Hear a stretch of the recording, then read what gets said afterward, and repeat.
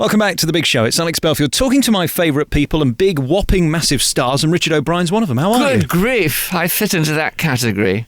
I'm extraordinarily pleased. How nice to see you, because you're one of those people that come into our lives and you offer us something brilliant, like the Rocky Horror Show, and you keep creating all kinds of things, and you're odd and you're peculiar, and people fall in love with you. Oh, good God. Well, I am odd and peculiar, aren't I? I have to own up to that. I think sometimes I look at myself in the mirror and I think, you know, you're a kind of cross between an alien and a tortoise. You sit in there somewhere and you thought you were good looking. I do tend to, you know, I'm sure we all do. We look in the mirror sometimes, you go, hello, you're looking cool. And other moments you catch yourself in an unguarded moment somewhere and you go, oh my God, who is that tired old fart over there? And it's you. I don't think I've ever had one of those confident moments where I've looked in a mirror and actually thought I'm delicious. Oh, come on. You go, oh, yes, I think so. I'm out to boogie tonight. So when was the last time you looked in the mirror and thought that about yourself? Oh, about just 5 minutes before I came. When you were in the lift. Let's talk about your life, because there you were, born here, but brought up over there. I was brought up in New Zealand, which was wonderful because Britain in the 40s, in fact, when I came back in the 60s, was still a class-ridden society. A lot of the class divides were not so much the aristocratic, who were by that time in the 60s losing their grip on that position.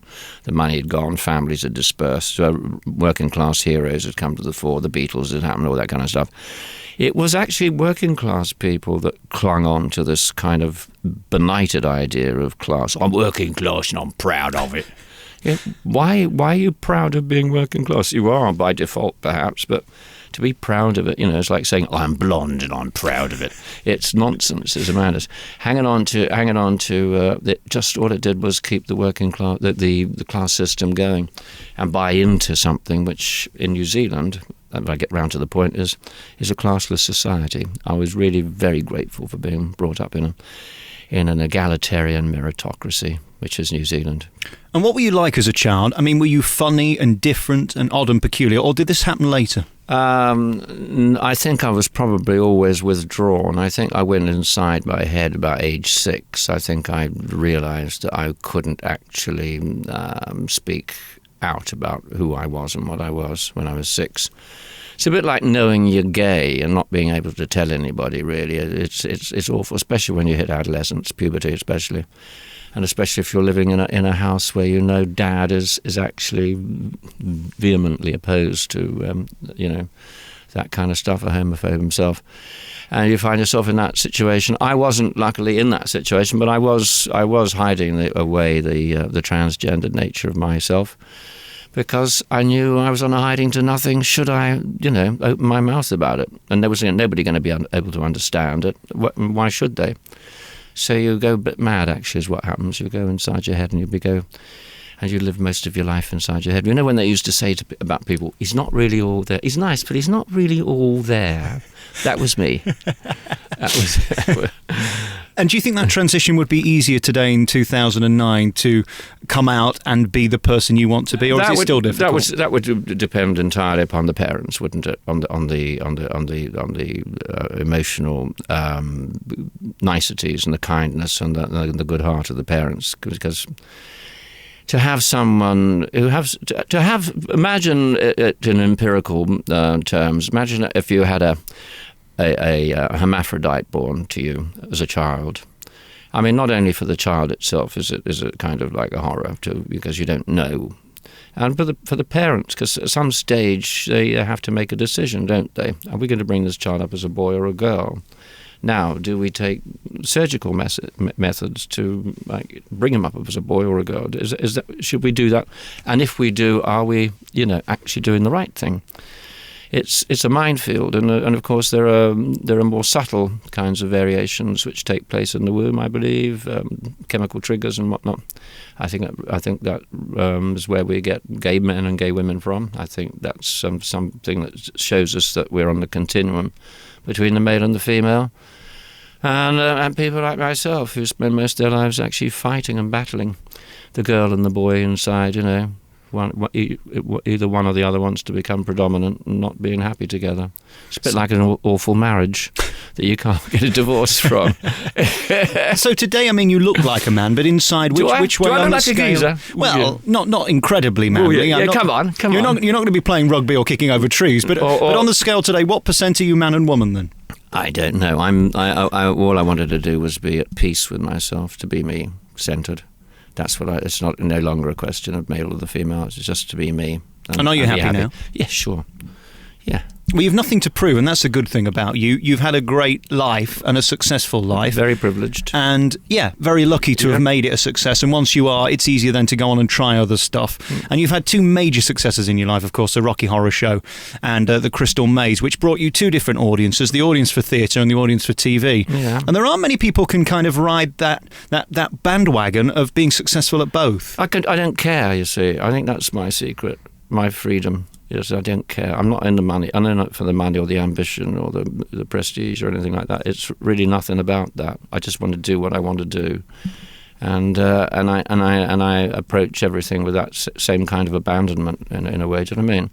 And it's a freedom which I think is useful for me anyway. Because I think if I did it, if I tried to approach it in the other way, I'd be discovered for the fraud that I really am. Do you know what I mean?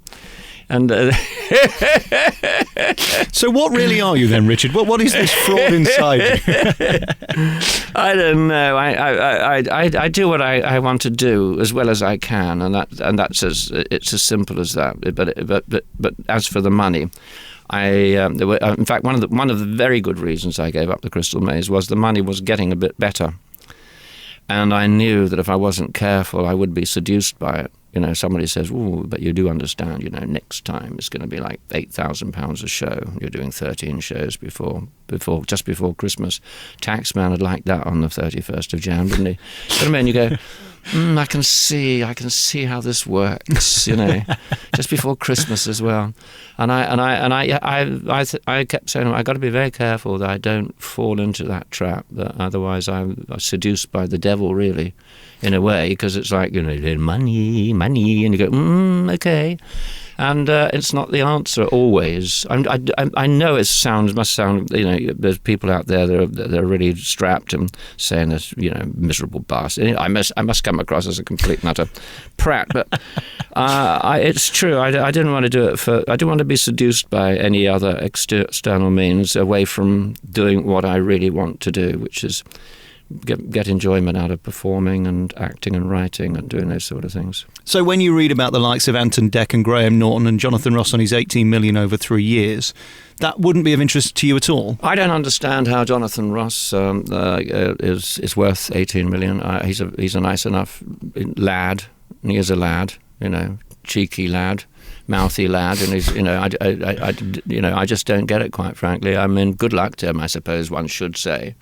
But I don't understand it any more than I understood, for instance, Julia Roberts getting $19 million for a movie. It's beyond my comprehension, that kind of money. But you just said there, good luck to him. What about good luck to you getting your 8,000 an episode for Crystal Maze? I understand how it goes, but I don't want to buy into it. I really don't want to buy into it. It's not what drives me. And I hate to see. I hate to see naked ambition and naked greed in people's eyes. I don't... The thing is, though, your product wouldn't be any less good if you were paid more money for it. So what does it matter to the public? Because you're still giving a consistent product. Well, in my terms of the Crystal Maze for giving it up was if I stayed there much longer, I would no longer be the free person that I was. I wouldn't be able to do the movies that I wanted to do. I wouldn't be able to be so diverse in my approach to life, and I would have been a game show host, and by the default getting the money but limited in my choices. That's the way I was looking at it. You've done so much in theatre. The last time I saw you was as the child catcher in Chitty, which was a tremendous role, and you did it so well, and you looked so right for it. That role was certainly made for you. And then we look at the role that you created in Rocky and that musical. You're good at the creepy roles, if you don't mind me saying. I know. I don't like it. I want to play the glamorous, I've only played a nice person once, and I did enjoy it. But there is something about playing the malevolent kind of creepy kind of person, and children love it. I mean, we love the wicked, witchy kind of queens and Snow White and various Grimm's fairy tales and all that. Rumpelstiltskin has a certain amount of appeal, doesn't he? And all those kind of creepy. It's true, and children love them. They go ooh factor, and I kind of enjoy it. I mean, Alistair Sim and Alec Guinness at their creepiest. In fact, when Alec Guinness did Alistair Sim in Lady Killers, that's ghoulish at its best, isn't it? And all that, it's appealing. And of course, we look at the Rocky Horror Show, which is back on the road and doing big business. That will never fail as a touring show, or whether it be on Broadway or in the West End. It has such great appeal, and I've never seen an audience care so much about it. Your fans truly love it, don't they? Yeah, it certainly does have a strong following. It's a universal tale. And it's a damn good night out. And if the band's rocking and the audience is laughing, you could ask for no more than that. But you do get more than that. I mean, there is some fine performances. David Badella is a very splendid Frankenfurter. There's no doubt about it. He has wit and intelligence and economy, and a God-given voice and a smile that goes from ear to ear. So that's all that's good stuff. Chris Luscombe, who's directing it, directs it once again with economy and wit and intelligence, and bringing those values to the show is paramount. Otherwise, if we're not careful, it turns into a tacky indulgence, and it all falls apart. When you created this beast, did you think we'd still be talking about it 400 years later? No, but I'm incredibly pleased that we are. It is nice to have something like that, and be able to use it as a calling card and say, "Oh, I did that." I remember Mel Smith's wife, Pam, is a friend of mine. And we were sitting watching it one night, and she turned around. She went, "Richard, they can never take this away from you." And that's all she had to say, really. You go, "That's right, they can't, can they?" I mean, you said something earlier, which is so true. In the wrong hands, it could be done so badly. Because, I mean, let's face it, it's a camp fest. It's over the top. It's nonsense. It's silly. It's fun. But God, do we need that this year? Yes. Well, we're not going to get on. We're not getting on to politics, are we? We better not. into that. And we have somebody making decisions for the country who isn't elected into any position in Parliament. He's like the barroom bore. His name is, if you're wanting it, is Lord Meddlesome, and we don't know where he comes from or why he says I will be doing this, and I'm looking at the future. He? Who is this person? I don't know. I don't get it. Who's the one who needs to go first? And do we need to worry more about Meddlesome, as you call him, or do we have to worry about Brown? Or who's the problem here? Well, the problem goes back. The problem goes back to Ted Heath. He should have gone to the Tower. he should have been done for treason. And then we had the greed of the Thatcher years came in, and of course the country was ripe for this middle management, which is the Blair government, which they were middle management for the multinationals. That's all they were, and they didn't even do that very well. But they bowed down to their masters and licked their genitals and did all that kind of stuff. And Tony Blair now is walking around the world saying he's made the world a safer place. I mean, the man has some kind of messianic kind of delusion. I mean, I don't get it. A liar, a cheat. They're liars, cheats, and thieves, our government at the moment. That's what they are. They steal. They're even going to go into your bank account. If your bank account hasn't been moved for a long time, say your mum sort of had put 50 quid away from you and forgot about it. And it's apparently that's now going to be his. So that's interesting, isn't it? And 40%. If the Tories wanted to get in, they just have to say we reduce inheritance tax to 10%. They'd walk it. They don't even have to have any other kind of platforms whatsoever. That's it.